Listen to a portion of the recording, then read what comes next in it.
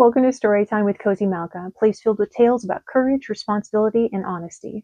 As we step into the exciting new year, may these values and the stories we share inspire you to explore new goals and to create great systems to reach them. Without further ado, let's find a cozy spot, grab a friend, and let's enjoy a great story.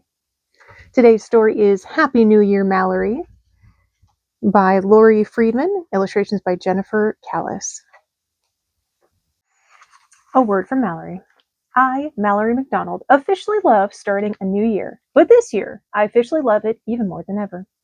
Not because Mom is having her special New Year's Eve dessert party, which includes chocolate pie with mini marshmallows on top, my favorite. Not because Max and I get to stay up until midnight and celebrate. Not because Dad is buying blowers and shakers and hats for everyone, even my cat Cheeseburger. Not because Grandma is here for a visit, and not even because it might snow.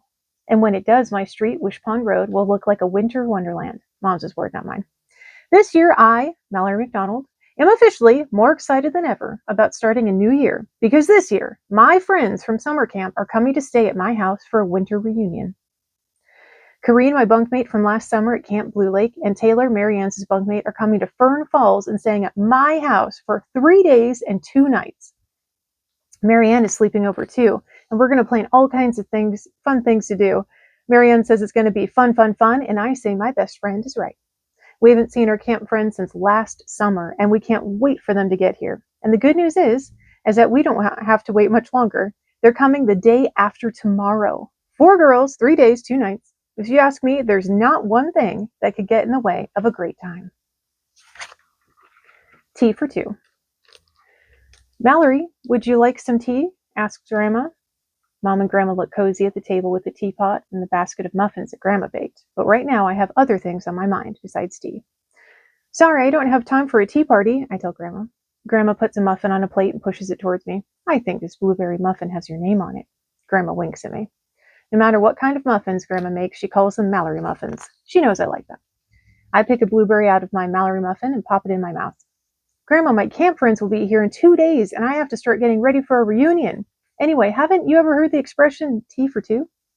Mom and Grandma both laugh. Then Grandma takes a sip of her tea. I've heard that expression, but I think a tea party can be as big or small as you want it to be. I smile at Grandma. I wish I had time to make this tea for 3, but I really do have a reunion plan. At least finish your muffin, says Grandma. I take a tiny bite out of my muffin, and then I put it down on my plate. Grandma, you know how much I love Mallory muffins, but today I just don't have any room. I pat my tummy to show her that it's full. When I do, it kind of hurts. Mallory must be still full from the waffles you made for breakfast, Mom says. Grandma smiles. When I come to visit, I guess I do get a little overly excited in the kitchen. Visits are just so much fun.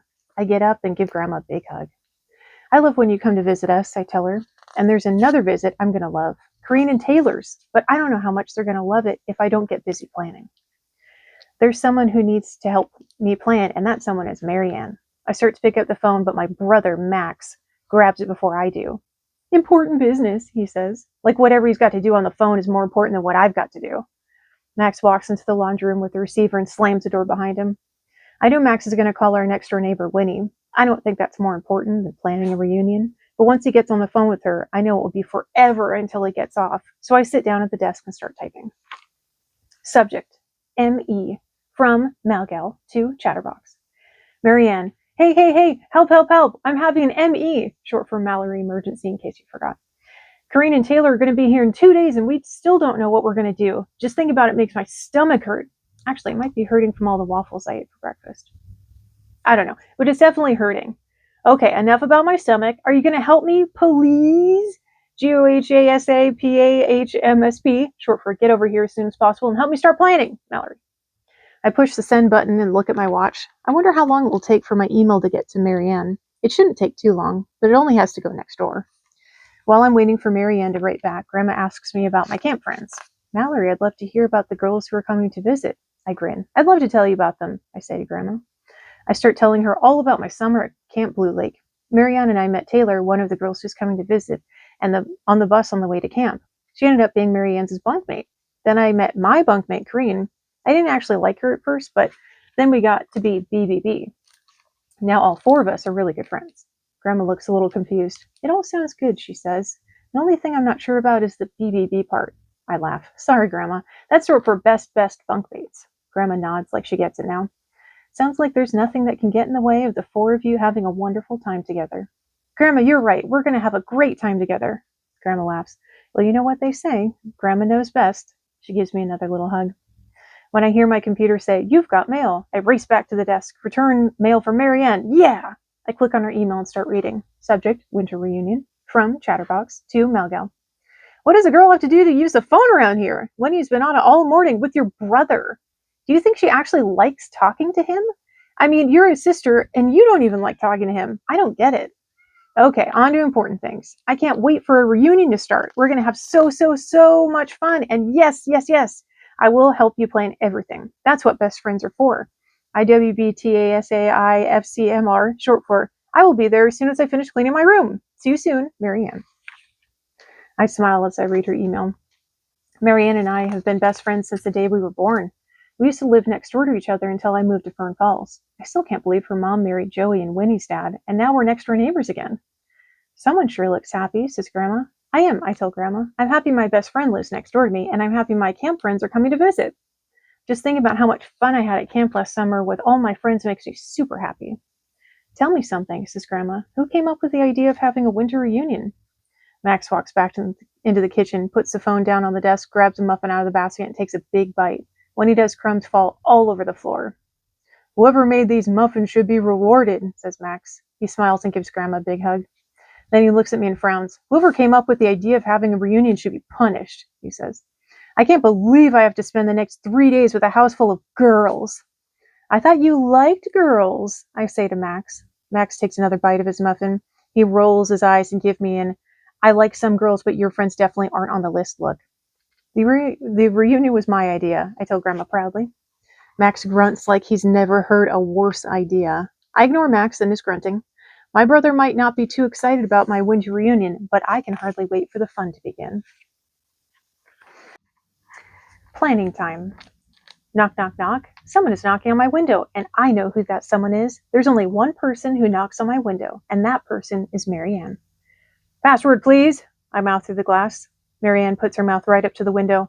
Open up, it's freezing out here, she shouts loudly enough for me to hear her through the window. That isn't the password, but I open my window anyway. When I do, two things rush into my room, a blast of cold air and Marianne. She has a notebook and a pen. I'm ready to start planning our winter reunion, she says with a smile.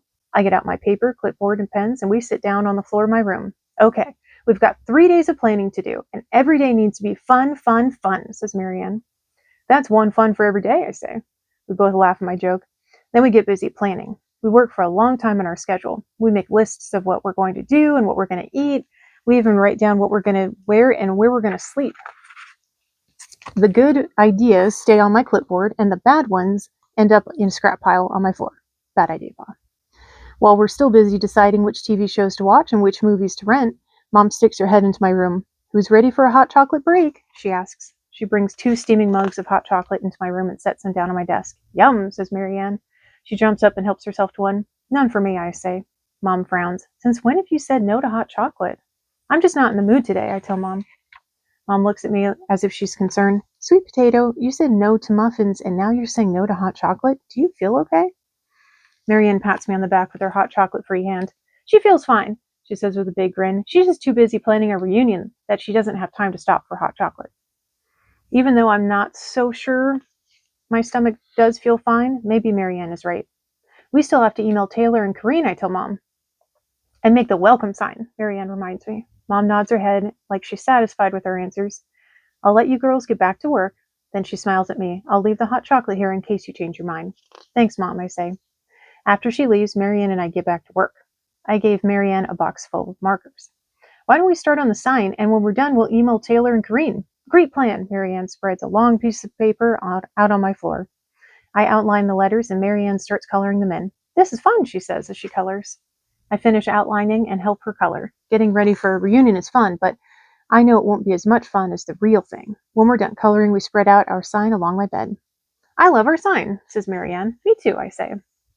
We both stand back to admire it, but while we're busy admiring, I hear a knock. This time it's on my bedroom door, and the someone knocking doesn't even wait for me to say come in. Max walks into my room with his dog Champ. Champ curls up under my desk with Cheeseburger, and Max plops down on the bed right on top of our sign.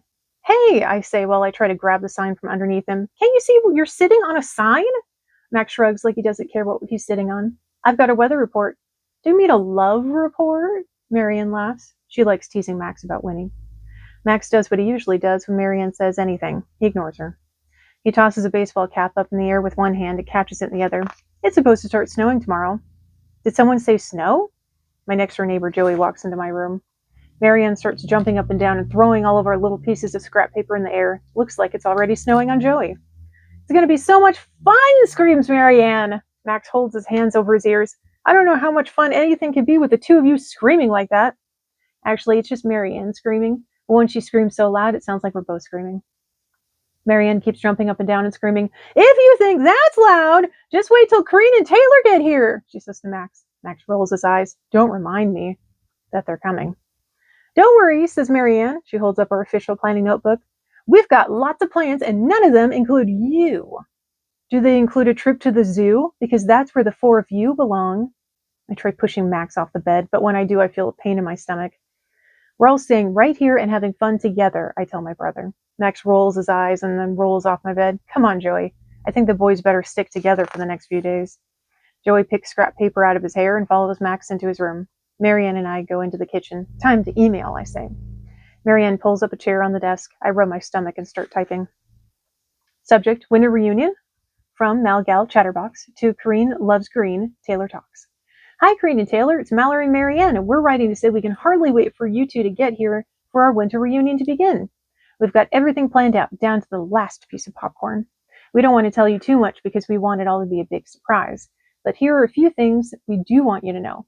Thing one, we're all sleeping at that's me, Mallory's, house.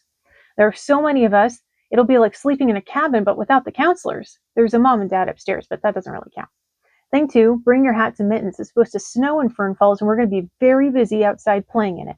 Thing three, wear your Camp Blue Lake t-shirts. We'll look just like we did at camp, except instead of wearing shorts and flip-flops with it, we'll have on coats and boots. Okay, that's it for now. We don't know how we're going to be able to wait for the day after tomorrow to get here. We can't wait to see you, Mallory and Marianne. When we're done writing, I click the send button.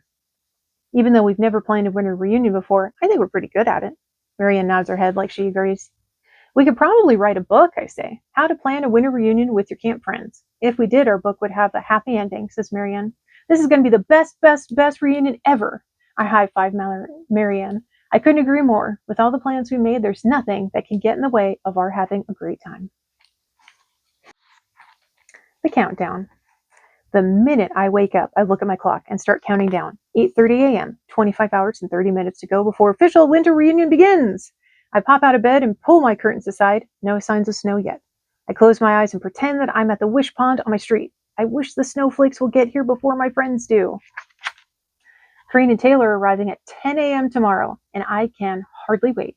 Everything's going to be perfect once they get here, and it will be even better than perfect if there's snow on the ground. I hug Cheeseburger, brush my teeth, put on a sweatshirt and leggings, and rub my stomach, which still hurts. 8:42 a.m., 25 hours and 18 minutes to go before official winter reunion begins. When I walk into the kitchen, I do 10 things. Mallory's list of 10 things she does when she walks into the kitchen. Thing 1, kiss mom, dad, and grandma. Thing 2, skip Max. Thing 3, take banana out of bowl. Thing 4, put banana back in bowl. Stomach not in the mood for bananas. Thing 5, feed Cheeseburger. Thing 6, try not to throw up while feeding Cheeseburger. Thing 7, stick finger in bowl of whatever mom is baking. Lick finger. Stomach not even in the mood for cake batter either. Thing 8, think about telling mom stomach hurts. Thing 9, decide not to. Don't want mom to cancel reunion due to tummy ache. Thing 10, check to see if I have email. And the good news is I do. I have an email from Kareen and one from Taylor too. I click on my inbox and start reading. Subject, packed and ready to go. From Kareen Loves Green to Malgal Chatterbox. Hi, Mallory and Marianne. I can't believe I'm coming to Fern Falls tomorrow. I'm already packed and ready to go. I have my hat, mittens, Camp Blue Lake t-shirt, and the answer is yes. Lots of other stuff too. My mom said it looks like I'm going away for 3 months, not 3 days, but who cares? I can't wait to go. I'm so excited. Kareen. P.S. Mallory, I can't wait to see your room. I can't wait for tomorrow to get here. When I'm done reading the email from Kareen, I check on the one from Taylor. Subject, one more day. From Taylor Talks to Malgal Chatterbox and Kareen Loves Green. Hi, girls. Just one more day till reunion time. It's going to be super fun.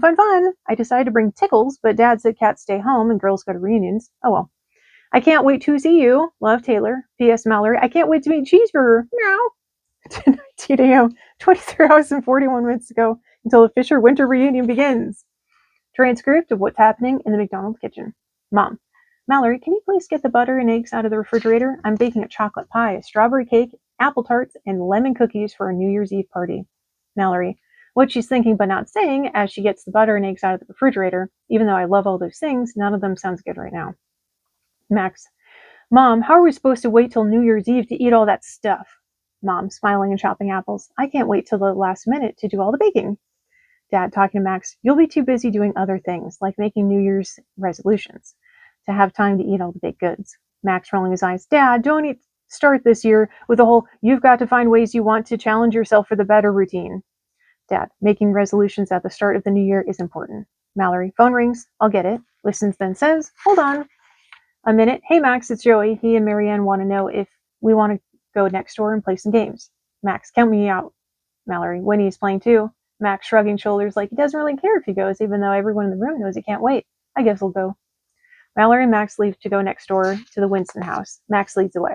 11:05 a.m., 22 hours and 55 minutes until official winter reunion begins.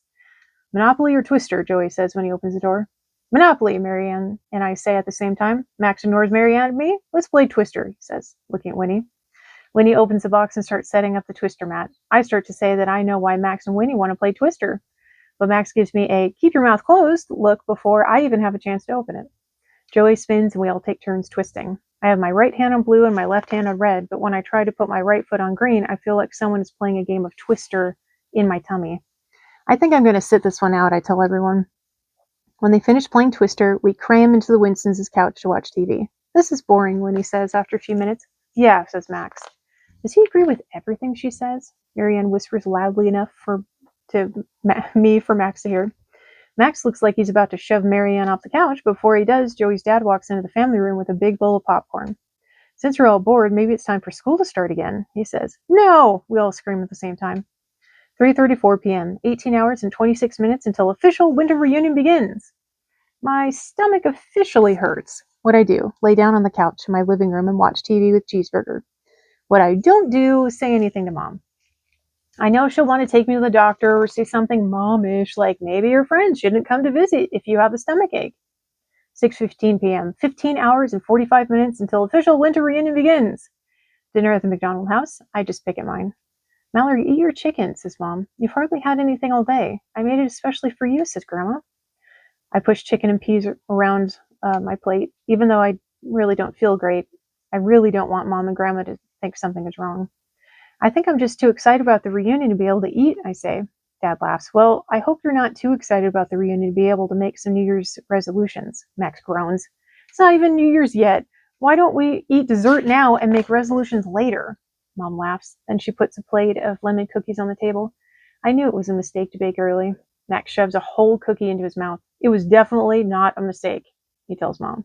We all laugh, but when we do, my stomach does that Twister thing again.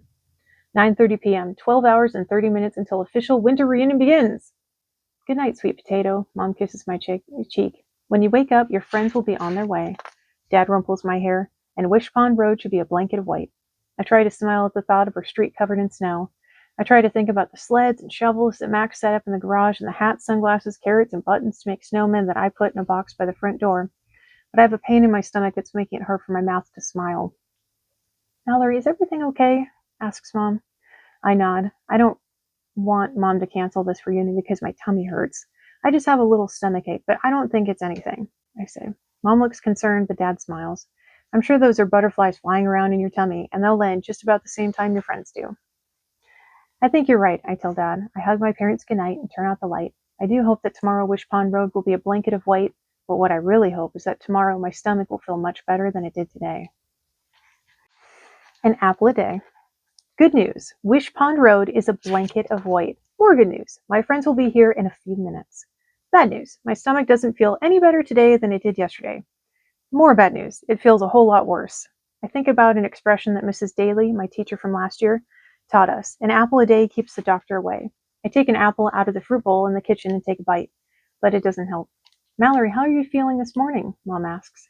Before I have a chance to answer, I hear a horn honking outside. I grab my coat, leave my uneaten apple on the counter, and run out the front door. Corrine and Taylor are already getting out of Corine's dad's van. Mallory! They both scream at the same time. Corine, Taylor! I run towards my friends. You're here, you're here, you're here, yells Marianne. She runs across her snowy yard to my driveway, and we all start jumping up and down and hugging. Well, some of us jump. If my stomach could talk, it would say, I'm not in the mood to jump. So I don't.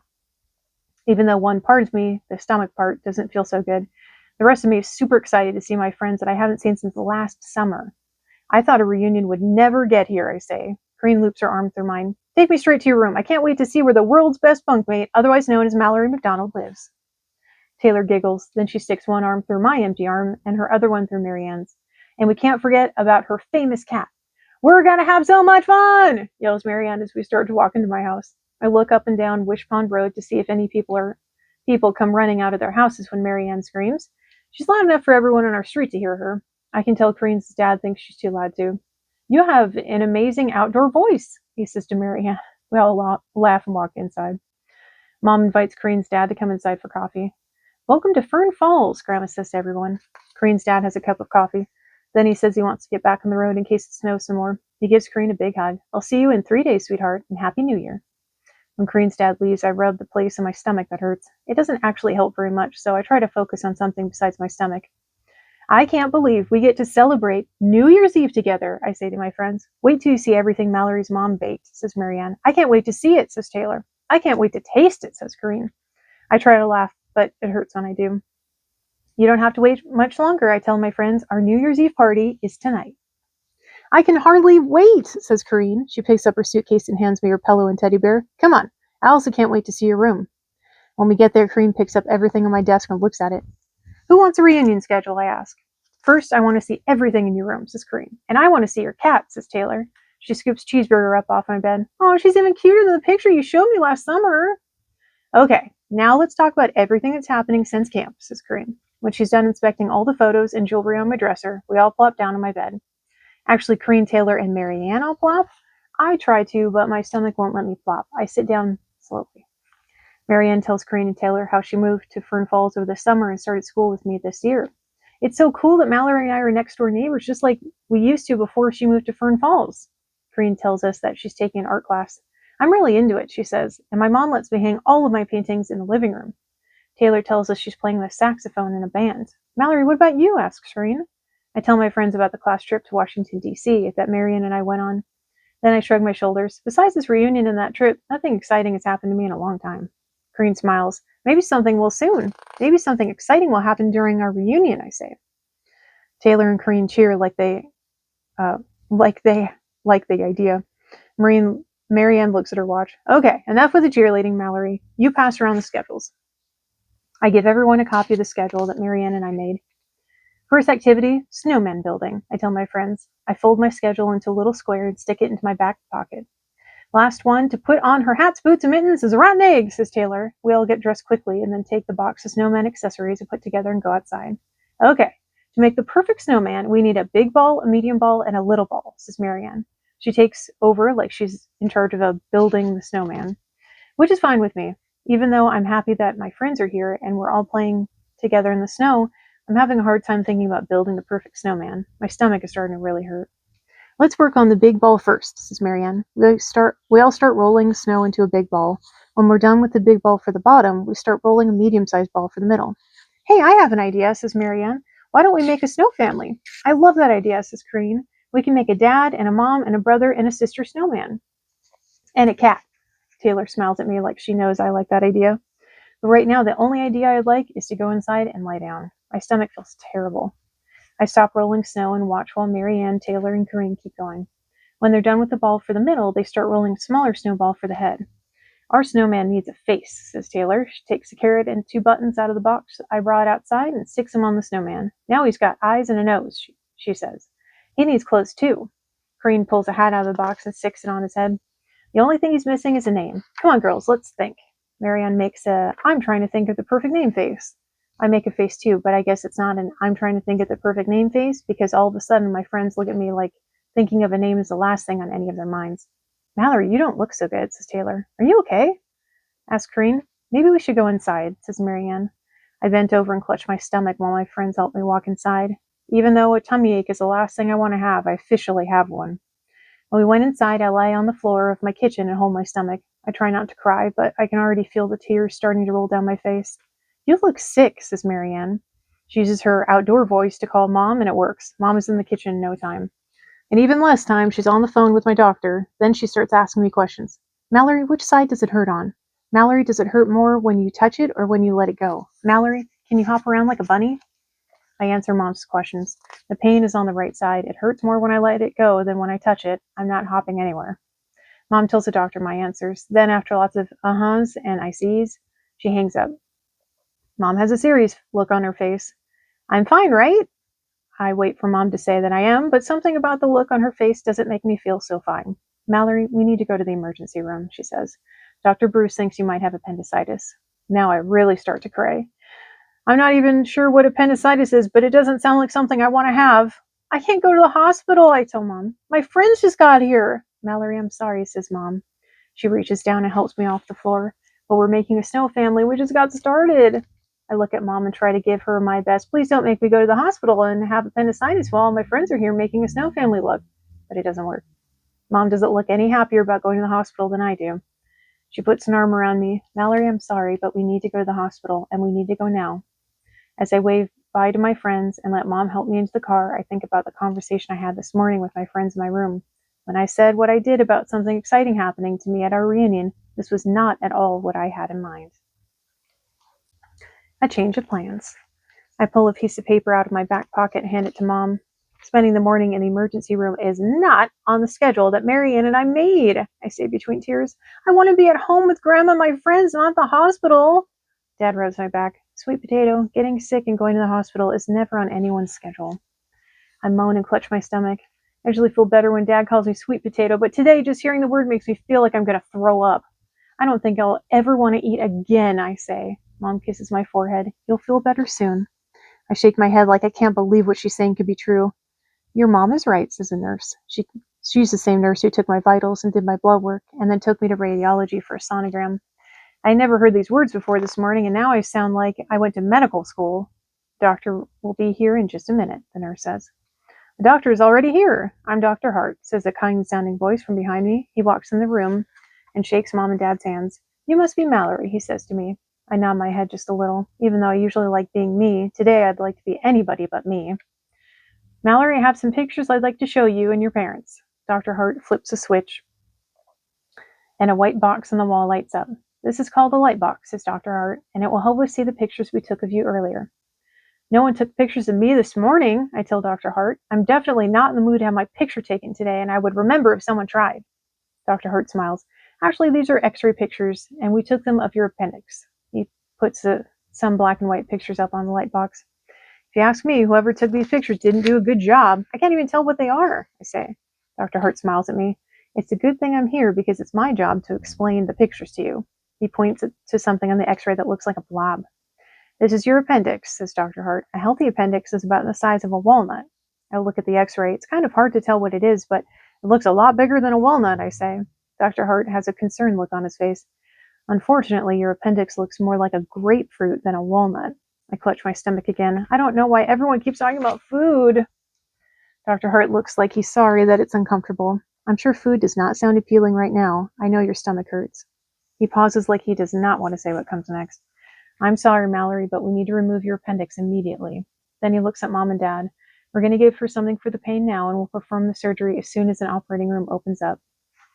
Dad nods like that makes sense to him, but it doesn't make any sense to me. I wipe away my tears. You can't just take out my appendix, I say to Dr. Hart. Isn't it like an arm or a leg or a head? Don't I need my appendix? Dr. Hart smiles like he's trying to make me feel better. Mallory, the good news is that you do not need your appendix to live a healthy life. In fact, you'll feel even healthier without it. I can feel the tears starting again. Well, you can't take out my appendix today. I wipe my eyes with my sleeve. I don't want to keep crying, but it seems like all the tears and fern falls are in one place, falling down my face. I tell Dr. Hart all about the plans Mary and I made. I tell him how much I've missed my camp friends and how long I've been waiting for a reunion to get here. Can't we wait to take out my appendix next week after my friends leave?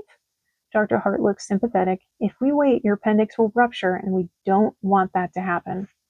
I don't even know what rupture means, but it can't be that bad. Unfortunately, it is, says Dr. Hart. Rupture is a medical term which means it to explode. We don't want your appendix to explode while it's inside of you, Mallory. I know this is not what you want to hear, but your appendix needs to come out today. I give Dad a please tell this doctor we're going to wait until next week to take out my appendix look. Dad hugs me like he understands that this is upsetting me. Mallory, I'm sorry, but we need to do what Dr. Hart says. I shake my head from side to side. I don't want to get my appendix out today. Actually, I don't think I want to get my appendix out at all. It sounds scary. Dr. Hart pats my hand. You don't have to worry about anything. I'm going to perform the surgery. I take out hundreds of appendixes every year. The surgery won't take long, and before you know it, you'll be as good as new. Even though I don't want to have my appendix out, hearing that I will be as good as new is the best news I've heard all day. I look at my watch. Will I be good as new as 3 p.m.? I asked Dr. Hart. That's when my friends and I are making friendship anklets and drinking hot chocolate with extra marshmallows. I'm sorry, Mallory. It's going to take a little longer than that, says Dr. Hart. A little longer than that? I look at Mom. How long is it going to take? I need to go home. I want to be at my reunion. Mom puts her arm around me. Mallory, I know you want to be with your friends, but right now we need to focus on your appendix. The nurse comes back into the room and hands Mom and Dad a clipboard and a pen. They start reading and signing papers. I look down at the schedule in my hand. Mary and I made so many fun plans. I lay back on the examining table. A tear falls from my cheek onto the white paper cover. I spent so much time imagining what the reunion would be like. I imagine Marianne, Taylor, Corinne, and me playing outside in the snow, having snowball fights and building snowmen. I imagine us curled up around the fireplace, drinking hot chocolate, eating popcorn. I imagine us eating desserts and celebrating New Year's Eve together. I imagine the four of us in my bedroom all snugly and warm in our PJs, laughing and telling stories. But of all the things I imagine, I never, ever, ever imagine I'd be in the hospital getting my appendix out. If you ask me, that is unimaginable. Operation A. When I open my eyes, Mom and Dad are standing over me. Dad bends down and kisses my forehead. Where am I?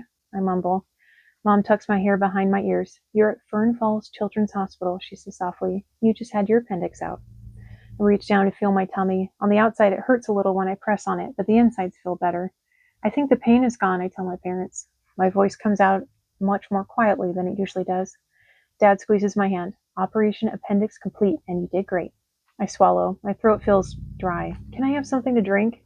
Mom smiles and hands me a little cup of ice chips. Take things slowly, she says. You're still weak from the operation. I put an ice chip in my mouth, and when I do, everything that happened starts popping up like flashcards in my brain. My stomach hurting, my street filling up with snow, Mom baking for the New Year's Eve party, my friends coming to town for a winter reunion, all of us building a snowman, me going to the hospital.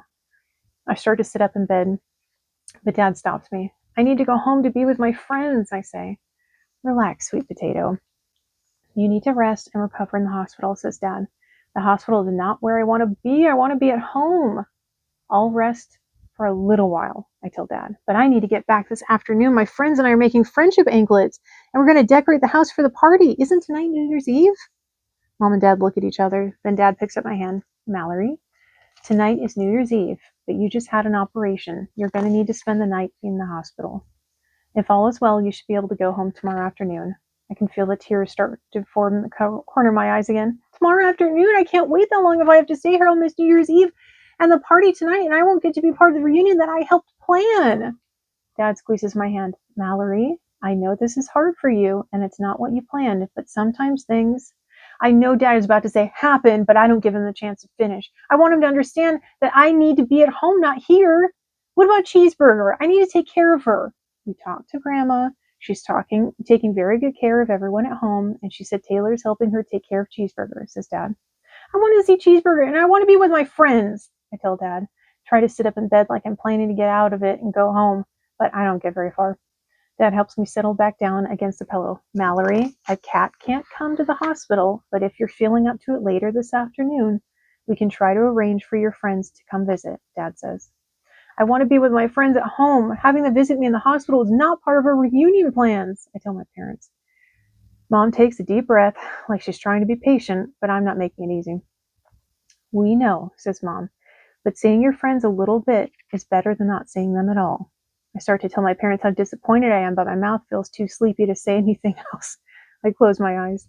When I open them, someone is standing over me. She's wearing a white nurse top and hat. For a minute, I think I'm outside playing in the snow, and this is a snow lady. But then I realize I'm not outside, and this is no snow lady. Hello, Mallory. I'm Nurse Nancy, and I'll be taking care of you while you're recovering at Fern Falls Children's Hospital. Nurse Nancy smiles and then sticks a thermometer in my mouth. Dr. Hart says you were a real trooper and did great during the operation. She takes the thermometer out of my mouth and adjusts some tubes that are sticking into my hand. Then she shows me a little button I can push if I need to call her for anything. Everything looks fine, says Nurse Nancy. She pats my arm. The doctor will be in by a while to check on you, but you can call me if you need anything. Mom and Dad thank her, and I push the call button before Nurse Nancy even has a chance to leave the room. Nurse Nancy turns around and smiles. Most kids like to push that button. She says, "What can I do for you, Mallory?" I tell Nurse Nancy about my reunion and how I was supposed to be at home with my friends having fun, not in a hospital recovering from an operation. I was just wondering if my friends could come and visit in the hospital this afternoon. Nurse Nancy looks like she feels sorry for me. Mallory, I wish I could say yes, but you're going to have to wait and ask Dr. Hart.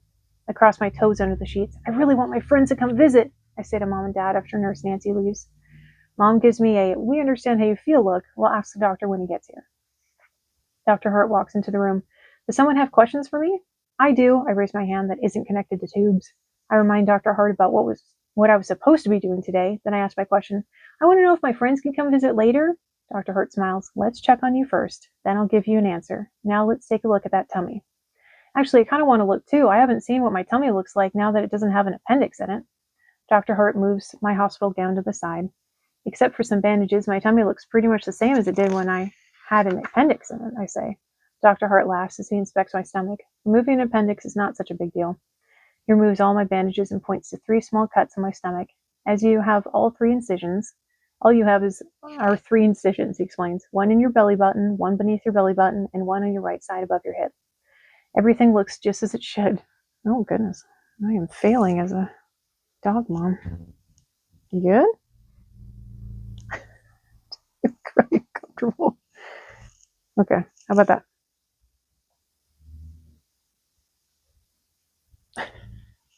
Okay. Everything looks just as it should, says Dr. Hart. He takes 3 fresh band-aids out of his coat pocket and places them carefully on my incisions. I look down at my tummy. The band-aids he puts on are pink and they have little hearts on them. Those are so cute, I say to Dr. Hart. He grins. They're my special heart band-aids. Why do you think everyone calls me Dr. Hart? I'm confused. Isn't Dr. Hart your real name? Dr. Hart laughs. It is, but when I saw the heart band-aids, I couldn't resist. It's a good thing your name isn't Dr. Pickle. Pickle band-aids might have been hard to find. Dr. Hart laughs again. I'm glad to see we only removed your appendix and not your sense of humor, says Dr. Hart. Pats me on the shoulder. I'll come back to check on you a little later. Starts to leave the room, but I stop him before he has a chance to go. How to get what you want from a doctor. Can my friends visit? Maybe. Please? Okay. Dr. Hart, you forgot to answer my question. Since everything looks just as it should, do you think my friends can come visit me in the hospital this afternoon? Dr. Hart scratches his head like he's considering my request. Mallory, I think that is a fine idea, says Dr. Hart, but they can't stay too long. You need to rest. I nod my head like that won't be a problem. Mom smiles. Your friends can come a little later, but now you need to get some rest. I yawn. I am kind of sleepy, I tell Mom. Put my head back on the pillow and smile. Even though this isn't how I planned my reunion, I can't wait to see my friends. A lemon of a visit. Jello and clear fluids time, says Nurse Nancy. She walks into my room and puts a tray down in front of me. When she does, the red Jello in the bowl starts wiggling like it's a hula hoop contest. I look at the clear fluid. It looks like chicken soup with way too much water in it. I take a little bite of Jello. When is it going to be friends come to visit me in the hospital time, I ask. Nurse Nancy looks at her watch. Visiting hours begin in a little while. I put down my spoon. I can't wait to see my friends. Nurse Nancy smiles, and I'm sure they can't wait to see you. They came all the way to Fern Falls to be with you, and I bet they're just as disappointed as you are that you're not at home with them. Wow, I've been so busy thinking about how I feel, I haven't even thought about how my friends are feeling. I bet Nurse Nancy's right. I bet my friends are so sad I'm not at home with them. I can just imagine what they've been saying. I'd rather eat a large pot of lima beans than be at a reunion without Mallory. I'd rather study for a math test, sweep the garage, and clean a toilet than be at a reunion without Mallory. Pass the tissues. I'm so sad without Mallory. Nurse Nancy interrupts my thoughts. You won't have to wait much longer for your friends to arrive. I think I hear them in the hallway. Mallory! Marion, Corinne, and Taylor all say together. They're the first ones in my room, but Max, Joey, Grandma, and even Winnie aren't far behind. Honeybee, says Grandma when she sees me. She bends down and gently wraps her arms around me. I don't want to hug you too tightly, she says. You won't hurt me, I say with a smile. I'm so happy to see everyone. I can't imagine anything hurting, especially a hug from Grandma. Corinne, Marianne, and Taylor all give me a group hug. I can't believe you had to have your appendix out, says Joey. Did it hurt? Asks Max. I'm sorry you're stuck in the hospital for winter break, says Winnie. She makes a face like she's really sorry. So what was it like to have your appendix taken out? She asks. Everyone is being so nice, even Winnie. I start telling them about the operation, or at least what I remember about the operation, which isn't much. Seems like I got to the emergency room this morning, and the next thing I knew, wow, big stretchies. Are we being boring? You're fine, pup. Next thing I knew, I woke up in a hospital room and my appendix was out. That doesn't sound too bad, says Corinne. You look a lot better than you did this morning, says Taylor. We were all really worried about you, says Marianne. Then she holds a big shopping bag. We have loads of goodies for you. Taylor, Corinne, and Marianne all crowd around my bed. They give me cards that they had made and a big stack of fashion magazines and game books. We wanted you to have something to do while you're here, says Taylor. Marianne pulls some hair thingies and lip gloss out of the bag. She puts a clip in my hair and opens a tube of lip gloss for me to put on some. This visit is making me even happier than I thought it would. Your grandma told us you'd have to sleep here tonight, says Corinne. I wish I didn't, I say. I'd rather be home celebrating New Year's Eve with all of you. Taylor, Corinne, and Marianne put their arms around each other and crowd around me. Well, we all wish the same thing, says Corinne. Yes, says Taylor. We're all going to stay up late tonight. We're going to have so much fun, but it would be a whole lot more fun if you were there too.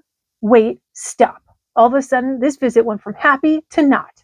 Hearing Taylor say, we're going to have so much fun, was not at all what I was expecting her to say. I know she was trying to make me feel better, but Jade, oh, calm down. You want to go under, pup? You go under? I don't know if I can fit you on my lap. You believe in me, though? Is that what you're saying? Go see Daddy. She's trying to make me feel better, but just hearing that they're going to be staying up late and having fun without me makes me feel worse. Hey, let's show Mallory what we made this afternoon, Corinne says to Marianne and Taylor. They all giggle and count to 3. Then they all pull their feet up in the air. We made matching friendship anklets, says Taylor, and we made one for you too, says Corinne. She pulls a friendship anklet out of her pocket and hands it to me. Thanks, I say. I look down at the anklet in my hand. Even though I think it's sweet that my friends made it for me, I would have rather had no anklet and heard them say, we were too sad to do anything without you, especially something as much fun as making friendship anklets. Aren't they cute, says Marianne. When we get home from the hospital, we're going to watch old episodes of Fashion Fran. Then we're going to start decorating the house for the party. That sounds great. I try to smile like I'm glad they're having fun without me, but the truth is, I'm not really all that glad. I think about what Nurse Nancy said about my friends being sad that I'm not home with them. I'm sure she knows a lot about cuts and band-aids, but I don't think she knows anything about friends and winter reunions. It doesn't seem like my friends are sad at all that I'm here and they're there. Marianne looks at Corinne and Taylor. I can't wait to decorate for the party. Everything is going to look great, she says. Max rolls his eyes. I know he can't stand listening to Marianne say everything even once. He really hates it when she says things 3 times. And for the first time, I understand how he feels. Each time Marianne says great, I feel worse. Max interrupts my thoughts. Joey and Winnie and I brought you something too. He hands me a bag. I open it, pull out a little stuffed cat. Thanks, I say. We got it downstairs at the gift store, says Winnie. We thought you'd like it, says Joey. It looks like a mini cheeseburger. Just hearing the name Cheeseburger reminds me of my cat. How's Cheeseburger doing? I hope my cat is okay with me gone. Cheeseburger is adorable, says Taylor. She hasn't left my side all day, Taylor smiles. Every time I pick her up, she purrs. I think she likes me. Corinne giggles again. Taylor even made a friendship anklet for Cheeseburger. I try my hardest not to frown. I know my friends think I'll feel better knowing that my cat is being taken care of, but I don't feel better at all. I feel worse than I did before. Not only my friends having fun without me, but my cat is too. Portrait of 3 girls and a cat who are A, having fun, and B, have forgotten their best friend. Happy New Year, fun. Oh, friendship anklet, fun. Fun, Mallory who? Hey, Mallory, since your new cat looks like a mini version of Cheeseburger, why don't you name him Slider, like the mini hamburger, said Joey. I think that's a perfect name, says Dad. Mallory, what do you think? Sure, I say. Like, I think that's a great idea. But right now, I can't think about anything naming a stuffed cat while my brain can think about is my real cat and my real friends were having a great time without me. Dr. Hart walks into the room. I'm sorry to be the bearer of bad news, he said, but it's time to end the visit. The patient needs a rest. Dr. Hart stands by the door and holds it open like he's waiting for everyone to leave. Everyone says goodbye. Marianne, Taylor, and Corinne all hug me. We're sad to go, they all say together. but as soon as they get out of the hall, I can hear them all laughing and talking. I can even hear them asking Grandma if they can have hot chocolate when they get home. If you ask me, they don't seem sad at all. That was a nice visit, wasn't it? Asks Mom. Dad rumples my hair. I'm sure our little patient was very happy to see her friends. Dad looks at me like he's waiting for me to say that I'm happy, but I don't. Mom slides my tray of food towards me. Why don't you try to drink a little more? You need some fluids, she says. You can pretend that you're at a tea party. I take a little sip, put down the cup, and frown. Mom and Dad look at each other. Mallory, I know you want to be with your friends on New Year's Eve and that you're upset that things didn't work out the way you wanted them to, said Dad. I look up at the ceiling. It looks like a sea of white tiles. I start counting them. 1, 2, 3, 4. That's not the only reason I'm upset. Dad pushes my hair. Oh, you want to ditch me? Oh, okay, jeez. I see how it is. I think your brother would be very happy. Pup, you want to come up? Come on, Pup. What? Come. Come on. Come on. Yeah. Okay. All right. Let's settle down. Oh, okay. All right. Settle down. Dad pushes my... I love you. You want to lay down? Dad pushes my hair behind my ears. Sweet potato, you want to tell me what's bothering you? I go back to counting 5, 6, 7, 8. Just seems like my friends weren't even that sad that I'm not with them. They were all laughing and having fun when they left. I say softly. Honey, they told you that they're sad you can't be with them tonight, and I'm sure they are. I know it's disappointing that they're together and you're here, but if all goes well, you'll be home with your friends tomorrow, says Mom. 9, 10, 11, 12. I think about my friends who are at home celebrating New Year's Eve, eating desserts and watching the ball drop while I'm stuck in the hospital counting ceiling tiles. It was going to be so much fun staying up until midnight, ringing the New Year with my friends, and now they're all doing it without me. Dad sits down on the edge of my bed. Sometimes things happen that you don't expect, and when they do, you just have to make the best of it. I go back to counting. 13, 14, 15. I don't see how you make the best out of being stuck in a hospital and missing the reunion you planned with your friends who you haven't seen for months and won't see again until next summer. Mom sighs like she's trying to find a good way to explain it to me. Have you ever heard the expression, when life hands you lemons, make lemonade? Means you should try to make the best of a bad situation. I don't answer. I look across the room at the stretch of ceiling tiles. I've heard that expression, but if you ask me, my visit with my friends was a whole lot more lemons than it was lemonade. Tea for one. What's a girl to do? She's stuck in the hospital on New Year's Eve while all her friends are at her house having fun and eating dessert without her. A. Eat Jell-O and drink clear fluid. B. Try to escape. C. Reread the magazines her friends brought her. D. Write a sad story. I've already done A, B, and C, so I ask Mom for a piece of paper and start on D. Tea for One by Mallory Louise McDonald. Note 1 to reader. Only read this if you like stories with sad endings. Once upon a time, there was a poor, sweet, darling girl who had planned a winter reunion with all of her friends. She worked long and hard to make sure everything would be just right.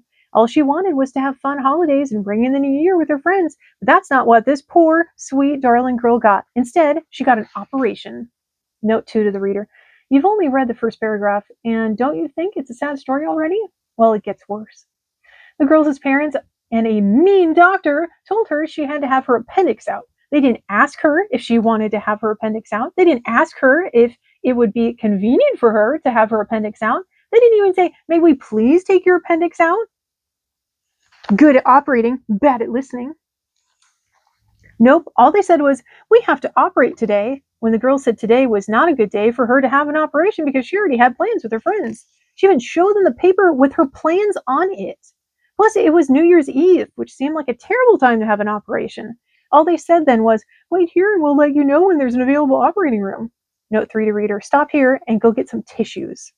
I bet you think that things couldn't get much worse for this poor, sweet, darling girl, but they did. After she had her operation, her friends came to visit her, which she thought would cheer her up, but it only made her feel worse because it made her wish she was at home with them and not stuck in a hospital all by herself. Plus, it didn't seem to her that her friends were even one bit sad that she wasn't with them. Note 4 to the reader. Here's the sad ending I warned you about. Then the girl's mother told her to do all sorts of beverage-related things, like make lemonade and have a tea party. The girl didn't feel like doing either of those things. Who would if they had just had their appendix out? But being the sweet, darling girl that she was, she did as she was told. Okay, she didn't actually make the lemonade, but she did have a tea party. She had a tea party for one and sipped her clear fluid, even though doing so reminded her of her friends at home were having their own tea party, or in this case, a hot chocolate party. The end. We've got A note, hot chocolate versus mug o' nothing. You pick. Note 5 to reader. Aren't you glad I made you go get the tissues? Portrait of a poor, sad girl all alone on New Year's Eve. An impatient patient. Ring. At first, I think that sound is my alarm going off in the morning, but when I open my eyes and look around, I realize I'm not in my room at home, and that sound is not my alarm clock. It's a telephone in my hospital room. I look out the window, and it's bright and sunny. Last time I looked out the window, it was dark and cloudy. Mom shakes my shoulder. Mallory, phone call for you, she says. I don't even remember falling asleep last night, I say to Mom. She smiles. Operations have a way of making you very sleepy, she says. I take the receiver from Mom and say hello. Mallory, hello. Grandma, good morning, honeybee. How are you feeling today? Mallory, I think a little bit better. Grandma, that's wonderful. I have some girls who would like to speak with you. Marianne, hey, hey, hey, that's one hey for me and one from Creed and one from Taylor. Mallory, hey, hey, hey, that's one hey back for each of you. Marianne, we want to know if you're coming home today. Mallory, I don't know yet, but I hope so. Marianne, don't hang up. Corrine and Taylor and I have a surprise for you.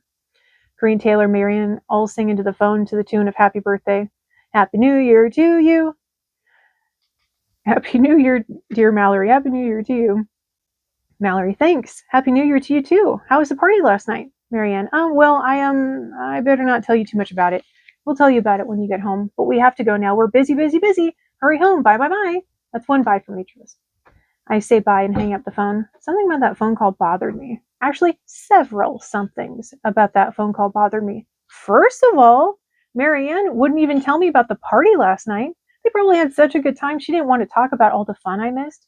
And second of all, my friends were so busy doing things, she didn't even have time to stay on the phone and talk to me. She might as well have said, Mallory, the reunion is lots of fun with or without you.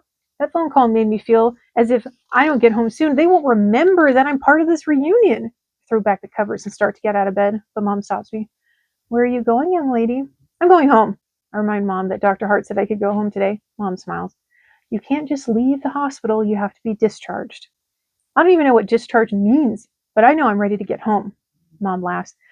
While she explains that being discharged means being released by the doctor to go home, Nurse Nancy walks into my room. Happy New Year, Mallory, she says. How is the patient feeling this morning? Ready to go home, I say. I stretch my arms up over my head to show that I feel well enough to move around. Nurse Nancy sticks the thermometer in my mouth. I know you're anxious to get home to your friends. Dr. Hart will be by shortly. You know the drill. You have to ask him. Since I can't talk with a thermometer in my mouth, I nod my head that I understand. As soon as Nurse Nancy takes the thermometer out of my mouth, I ask her if she will see if Dr. Hart can come check on me now. Dr. Hart is here, he says cheerfully. Happy New Year, he says to Mom and me. How is the patient feeling this morning? He asks. I stretch my arms and wiggle my toes, then I reach down and touch my tummy where my appendix used to be. All fine, can I go home now? I need a little more information than that, says Dr. Hart. All of me feels good, even though my stomach is still a little sore right here. I point to the area where the incisions are. That's normal, says Dr. Hart. Great, now can I go home? I start to sit up in bed, but Dr. Hart stops me. Not so fast, young lady. I need to examine you, and then we can make that decision. Dr. Hart pulls back the covers and peels the little heart bandages off of my tummy. Your incisions are healing nicely, he says. Double great, I say. Now can I go home? Dr. Hart starts putting new bandages on my incisions. I can see that our patient is not very patient this morning. I know you want to get home to see your friends. He finishes changing the bandages, then pulls the covers back up. I'd like you to eat some breakfast this morning and walk around a little bit. If you can do that without a problem, then you can go home. Sound like a fair deal? I nod my head that it does. I just have one question, I say to Dr. Hart. Yes, Mallory, what is it? He asks. Is it time for breakfast yet? Dr. Hart and Mom both laugh like I was trying to be funny. They might think I was joking around, but I wasn't. As far as I'm concerned, I only have two things left to do at the hospital. 1, eat breakfast. 2, leave. A surprise celebration. I don't know what feels better. A, walking out of a classroom at the end of a school year. B, finishing your liver and onions when your mom says clean your plate. C, going home from the hospital after you've had an operation. Even though all those things feel really good, I think I'll have to go with C. I'm still not my normal self, but I feel a lot better than I did yesterday. All I want to do is get home and see what I've been missing out on. We sure will miss you around here, says Nurse Nancy. She gives me a little teddy bear and a card that says I hurt Fern Falls Children's Hospital. I never got a teddy bear when I left the hospital. See how it is? She gives Mom a bunch of papers to sign and some medicine for me to take later. Thanks for taking such good care of me, I say to Nurse Nancy. Nurse Nancy gives me a hug goodbye. I know you're excited to go home and see your friends. Then she winks at me. There's a nice gift shop in the lobby. I know how much your friends mean to you, and I'm sure you mean a lot to them. Maybe you want to take a look and see if you can find a little something for them before you leave. What a wonderful idea, says Mom. When we get to the lobby, Mom takes me to the gift shop. I try to stop her. Come on, I see tugging her arm. I want to go home. But Mom doesn't look like she's in a hurry to leave. These are awfully cute, she says. I know that the fastest way to leave is to agree. Those are really cute, I say. I pick up what Mom is pointing to and we pay. The only thing I want to do in this gift store is to leave it. I just want to go home. But as soon as we get into the van, I start to feel a little differently. Mom, I think it's weird that nobody would tell me about the party last night, I say. Do you think everyone is scared to tell me about it because I missed something that was so much fun? Mom looks like she's more focused on driving home safely from the hospital than she is answering my question. Even though I couldn't wait to get home now, I'm not so sure that's where I want to be. It doesn't seem like my friends missed me while I was gone. I reach down and rub the fur on Sliders' back. Maybe I should have stayed at the hospital. Pull my reunion schedule out of my pocket. When I get home, my friends and I are going to play outside in the snow and then drink hot chocolate, I tell Mom.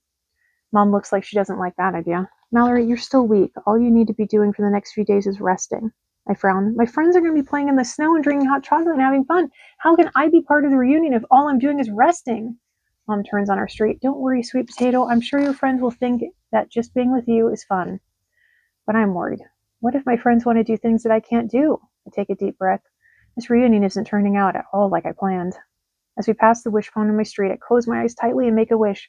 I wish the rest of my reunion will be lots of fun, just like I planned. I keep my eyes shut for a minute. I really want this wish to come true. When I open my eyes, Mom is pulling into the driveway. She honks a horn. Dad, Grandma, and my friends, all of the Winstons, and even Max came running outside. We missed you so much, said Green. Cheeseburger, say hello to Mallory. Taylor holds my cat up and wiggles her paw back and forth so it looks like she's waving me. Sure, the cat loved them. Wish Pond Road was too quiet without you, said Joey. Honeybee, we're all so glad you're better, says Grandma. Colleen and Frank and Joey's grandpa give me hugs. Marianne loops her arm through mine. Come on, she says, we have something for you. I see what the something is as soon as I walk inside. The welcome sign that Marianne and I made for Green Taylor is gone. There's a new sign hanging in our living room that says, Happy New Year, Mallory.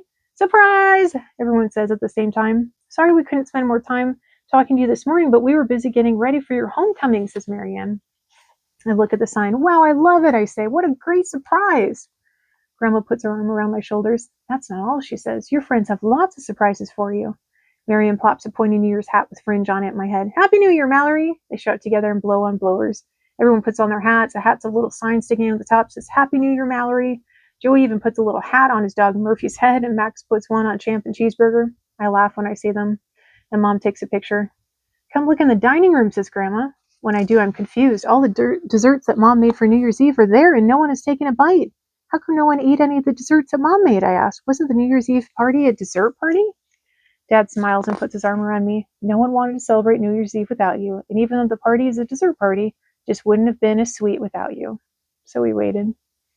This year, we're celebrating on New Year's Day instead of New Year's Eve. I think I'm getting unconfused. You waited for me to have the party? I say with a smile. I look at Mom and she nods her head like that's exactly what they did. Corinne and Taylor and Marianne all nod too. Wouldn't be any fun without you, said Corinne. We've been busy all morning getting everything ready, says Taylor. We even recorded the ball dropping in Times Square, says Jo. Oh, sweet. So it's kind of like we're celebrating New Year's Eve on New Year's Day. It's going to be so much fun. We can all watch together, says Marianne. All of my friends start screaming and jumping up and down. Now I understand why nobody would tell me about the party. There was nothing to tell. They hadn't had it yet. And I know why Marianne couldn't stay on the phone to talk. Everyone was too busy getting ready for me to come home. Just thinking about everyone thinking about me makes me feel really good. One by one, I give everyone a hug. I'm glad you're home, Honeybee, Grandma says when I hug her. I'm glad I'm home too, I tell Grandma. It's a good place to start a new year. Max puts his finger in his mouth and whistles. Enough hugging, let's eat, he says. I don't know how I've been waiting this long. Max takes a lemon cookie from the table and pops it in his mouth. When he's done with his cookie, he gives a plate to Winnie so she can get some dessert. Ooh. Marianne rolls her eyes. All of a sudden, Max is Mr. Polite and Romantic, she whispers to me. Marianne is loud even when she whispers. I know Max heard her, but he ignores her and helps himself to a piece of strawberry cake and a slice of chocolate pie. He puts a huge bite of pie in his mouth and washes it down with some cake. Washes the pie down with some cake. Then he hands me a dessert plate. I know Max is happy to be starting a new year with lots of sweets and the girl of his dreams, but I can tell he's also happy to be starting it with me at home and not in the hospital. It seems like all of my friends and family are glad I'm here. I watch while everyone helps themselves to cookies and cakes and pies. I still have to eat soft foods, which doesn't mean lots of desserts, but just knowing that the party didn't start without me is a sweet enough way for me to start the new year. Mom passes around apple tarts, then she puts down her serving fork. Mallory, you should be resting, she says. When Mom says that, my friends start screeching again. We almost forgot, says Taylor. We have another surprise. She takes my arm and leads me into the living room. My pillow. Am I shrieking too much for you, Bub? Oh, goodness. I'm sorry. Am I reading too emphatically? Okay, I'm sorry. She takes my arm and leads me into the living room. My pillow and blanket from my bed are all nicely set up on the couch. You brought my bed in here, I say? Corinne smiles. We knew you would need to rest when you came home, and we wanted you to be nice and comfy while we watched the ball drop. My friends start tucking me in while Max turns on the TV. We all watch New Year's Eve festivities that took place in Times Square in New York City. After the ball drops and the New Year is officially welcome, Max turns off the TV. I'm out of here, says Max. He and Joey and Winnie go to his room, and all the grown-ups go into the dining room for coffee. My friends and I are the only ones left in the living room. Thanks for all the surprises, I say. They all smile and look at me like they were happy to do everything. I feel so lucky to start off a new year with such great friends, but I also feel like my friends have been inside all morning. They must want to go outside. If you want to go play in the snow, I totally understand, I tell them. They all look at each other and then burst out laughing. We played in the snow all day yesterday, says Taylor. What we want to do is spend the day with you, said Corinne. Marianne stands up and waves the DVD in my face. Today, spend the day inside with Mallory and watch Fashion Fran reruns day, she says. But I thought you watched them yesterday, I said to Marianne. Marianne puts the DVD in the TV and smiles at me. Without you? No way. All my friends crowd around the couch as Fashion Fran comes on screen. We watch all afternoon. While we're watching, Marianne lets me wear her teddy bear sweatshirt. It's so soft, and she knows how much I love it.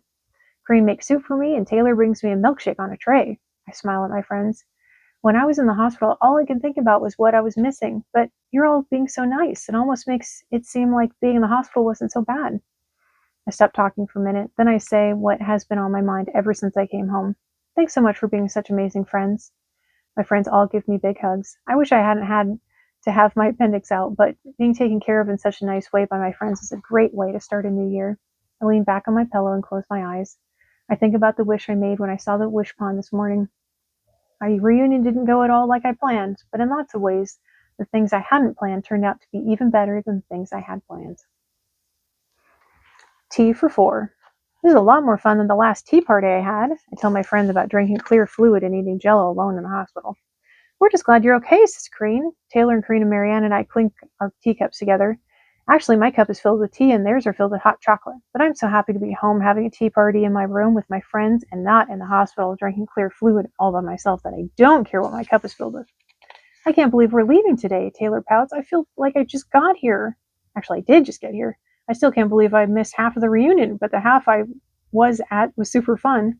I feel so lucky to have such good friends.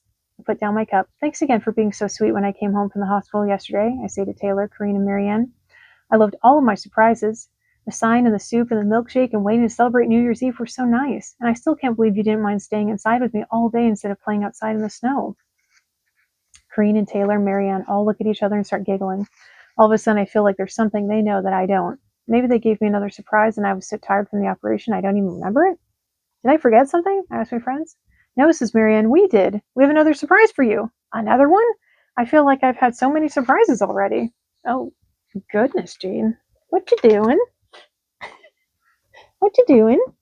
Good? Huh? Okay. Like pup with a towel. We think you're going to like this one a lot, says Taylor. She and Marianne and Corinne stand up and open the curtain so I can see out my window. When they do, I can't believe what I'm seeing. 4 snow girls. They all have name tags. Corinne, Taylor, Marianne, and Mallory. They've been wearing our red hats and real hats and scarves. I love them, I gasped. It must have taken you all day to make them. They're so big and they look so much like us. Corinne puts her arm around me. We wanted them to be just right. We spent a long time outside making them. Taylor smiles. That's why we didn't mind staying inside yesterday. Now it's my turn to smile. When I was in the hospital, I thought everyone had forgotten all about me. But seeing the snow girls means my friends were thinking about me the whole time I was gone. I love them, and I'm glad you spent a lot of time outside in the snow. I pretend to pout, even if I wasn't there. Marianne points to the Mallory snow girl. But you were there, she said with a laugh. Marianne, Taylor, and Corinne all laugh. Good friends always stick together, says Marianne, even when one of them has to go to the hospital. Corinne gives me a big hug. Oh no, I shout. Corinne drops her arms. Did I hug you too tight? Are you okay? I don't want to hurt you. No, I tell Corinne, you didn't hurt me. Now it's my turn to laugh. It's just that I forgot I have something for you too. Corinne, Taylor, and Marianne all look confused and like they're waiting for me to explain. And I do. I forgot that I have surprises for you too. I pull a little bag out of my top drawer and open it up. I take out 4 pink glass hearts on black cords. Now I'm really glad Mom made me stop at the gift shop in the hospital and get something for my friends. I start tying the necklaces around my friends' necks. We all can wear them next time we see each other at camp next summer. Taylor gives me a big hug. They're like friendship necklaces. Green hugs me again, but not so tight this time. I'm not going to take mine off until I see you at camp next summer. Marianne ties a necklace around my neck. Let's make a pinky swear, she says. We all wrap our pinkies together. We pinky swear not to take off our friendship necklaces until we're back at Camp Blue Lake next summer. While we're busy pinky swearing, Grandma comes in my room. Looks like you girls are having a wonderful time, she says. We are, I tell her. We're just sad that it's about to end in a few minutes when Kareen's dad gets here. Grandma nods her head like she understands how hard it is to say goodbye. I know how you feel. I'm leaving in a few minutes too, but as they say, all good things must come to an end. Grandma makes an I'm sad to go face, then she holds up a basket of apple cinnamon muffins. But before this party ends, I hope you'll all find a little room for some muffins to go with your hot chocolate. Are they Mallory muffins? Asks Taylor. Grandma winks at me. Mallory muffins are the only kind I ever make. Taylor takes a muffin out of the basket and takes a bite. They taste even better than they smell. We're sure going to miss your grandma's baking, says Kareen. I can tell Grandma likes hearing that. She loves when people love her baked goods. Grandma puts the muffin basket down on my desk and then starts to leave. Grandma, wait! I get to my door before she does and block the way so she can't leave. Do you want to stay and have tea with us? I ask. Grandma smiles. Girls, you enjoy your tea party. I'm going to go finish packing. Anyway, it looks like you're having a good time having tea for 4. Grandma, a very smart lady, told me that tea can be for as many people as you want it to be for. I wink at Grandma and she laughs. Then she gives me a big hug. Mallory, I think I've heard that one before, says Grandma. Resolutions. Dad passes around a plate of grilled cheese sandwiches. Who's ready for school to smart tomorrow? He asks. Max takes a big bite out of his sandwich. Did you actually expect someone to raise their hand and say yes? Mom ladles tomato soup into bowls and passes them around the table. Actually, I'm kind of ready to get back to school and see my students, says Mom. Max rolls his eyes. That sounds like something a teacher would say. I take a little bite out of my sandwich and feed a bite to cheeseburger under the table. Well, I'm not a teacher, and I'm kind of ready to get back to school, too. Max groans like he can't imagine why I would say something like that. But I ignore him and talk to Mom and Dad. Even though parts of the holidays were fun, like having Grandma and my friends come to visit, other parts, like getting my appendix out, weren't so much fun. I'm ready to leave the old year behind and start a new one. Dad pushes his plate back and clears his throat. Mallory, I'm glad you said what you did about starting a new year. With all of the excitement of the holidays, I just realized the McDonald family never made their New Year's resolutions. Max groans again like he really doesn't like where this conversation is going.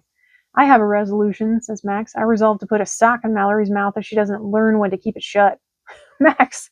Mom and Dad both say his name at the same time. You don't have to be the class brain to know that my parents don't like my brother's New Year's resolution. I have a resolution, I say. Mom and Dad look at me like they can't wait to hear what it is. I resolve to never get my appendix out again. Dad smiles. Since you only have one appendix and it's gone, I don't think that will be a problem. I take another bite out of my sandwich. Okay, then I resolve to find some other way to get people to bring me milkshakes and soup while I lay on the couch. I'll do the same thing, says Max. Mom and Dad both laugh. Then Dad gets a serious look on his face. I think all the McDonald's need to think of New Year's resolutions that are important to them. All of a sudden, the McDonald dinner table is a very quiet place. I have a resolution, says Mom. She puts her fork down. I resolve to spend more time having fun with my family. Mom looks at me. I almost never see her cry, but it looks like she has tears in her eyes. Being in the hospital with Mallory made me think how lucky we all are. We should enjoy and make the most of the good times. Dad clears his throat. I want to be unoriginal, but I like Mom's resolution. I'm going to make the same one. My parents give Max you're the oldest child, so you're next look. Max taps his fingers on the table like he's thinking, can I make the same resolution? Mom smiles at Max. Come on, Max, get serious. My brother almost never looks serious, but he does right now. I can tell he's trying hard to think of something. I can also tell he can't think of a thing, but I can. Is it okay if I go first? I ask my parents. Of course, says Dad. Max looks relieved. I push my plate back and clear my throat like Dad did. My New Year's resolution is to learn to take the bad with the good. Mom looks at me like that's not something she expected me to say. Mallory, what do you mean? She asks. Well, taking the bad with the good is an expression that Mrs. Daly taught us last year. She said it means that some days and things are better than others, and that you have to enjoy the good things when you get them, but be prepared to handle the bad. I pause and look at my family. They're all quiet, like they're waiting for me to finish my explanation, so I do. I don't think I really know what she meant until now. I was so excited for all my friends to come and visit, and I made so many fun plans. Then I thought everything was ruined when I had to go to the hospital and have my appendix out. But when I came home, all my friends surprised me with all the nice things they did for me. The reunion didn't go the way I had planned, but it was still great. Mallory, I think that is a wonderful resolution, says Mom. Sometimes things don't go as planned, and when that happens, oftentimes our only choice is to accept what comes our way and make the best of it. And sometimes things don't go as planned, and it turns out to be a good thing. Dad rumples my hair. Mallory, you're right, he says. Max clears his throat like it's his turn to talk. I don't want to be unoriginal, but I like Mallory's resolution. He looks at me. It's okay with you. I'm going to make the same one. I smile. Max never likes what I do. Sure, I say with a big smile. Max smiles like he's happy too. I'm not sure if it's because I don't have to think of my own resolution or because we're getting along, but either way, it's a great way to start a new year. I look at Mom.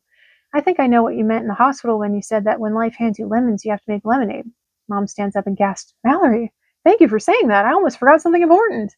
She walks over to the refrigerator. Everyone, close your eyes. I hear the refrigerator door open and shut. Okay, says Mom. Everyone can open their eyes. When I do, Mom puts a giant lemon meringue pie on the table. Mom winks at me. Mallory, I'm glad you listened to what I had to say, but sometimes when life hands you lemons, you have to make lemon pie. Everyone laughs as Mom cuts thick slices of pie and passes them around the table. I think making lemon pie out of lemons is a great idea, I say as I take a big bite.